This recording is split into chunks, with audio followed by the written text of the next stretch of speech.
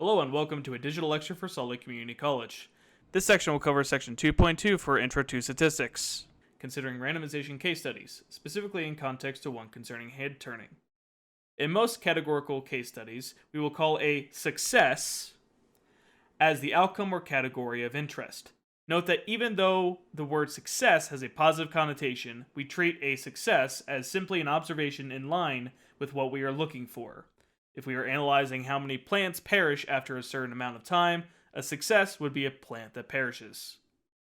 For some symbol terminology, we have that p hat is defined as the number of successes over the lowercase n, which itself refers to the sample size, the number of observational units in the sample.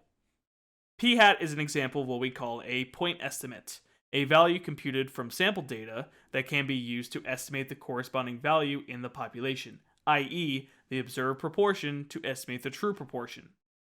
A couple things of note here is that the calculation for p hat isn't any different than previous proportion calculations, but the designation that p hat refers to a sample proportion is important, as we will use p with no hat to indicate the population proportion, the parameter of interest.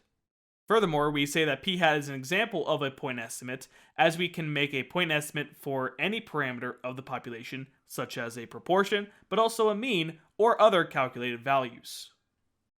We will test this point estimate by conducting what we call a hypothesis test, a statistical technique used to evaluate competing claims using data. To do so, we will construct two hypotheses, a null hypothesis and an alternative hypothesis.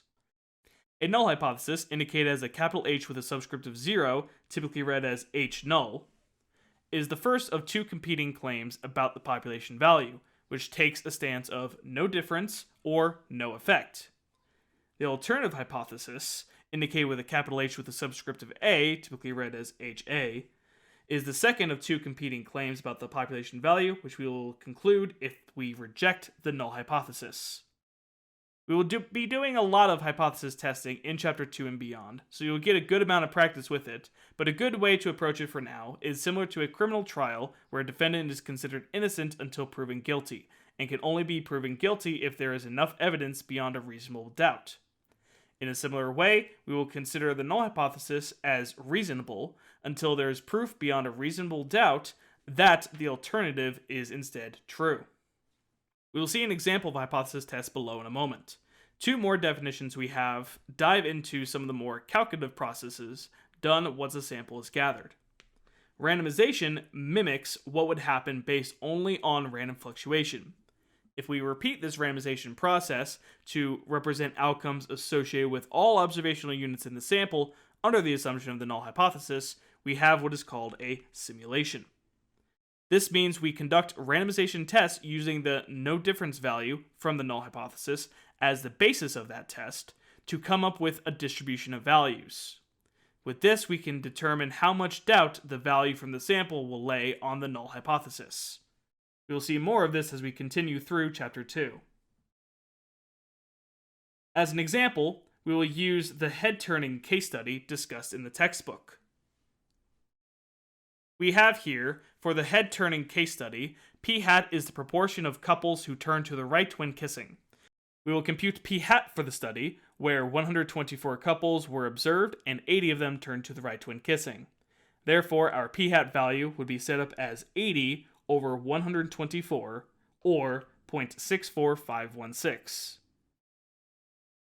If p is the proportion of couples who prefer turning to the right, we are asked, how would you write the claim that couples are equally likely to turn to the right or to the left in terms of p?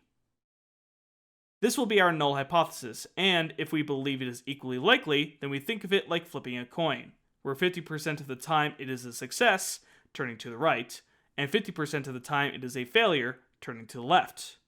Therefore, we have our hypothesis as p is equal to 0.5. For the last question, we have, how would you write the claim that couples are more likely to prefer turning to the right? This is our alternative hypothesis, the one given the burden of proof. And if we believe the true proportion is higher in favor of turning to the right, then we will write this as p is greater than 0.5, since p represents the proportion turning to the right. We would then continue on with our sample value p hat to judge these hypotheses. If you have any further questions, be sure to review the example videos or ask your instructor.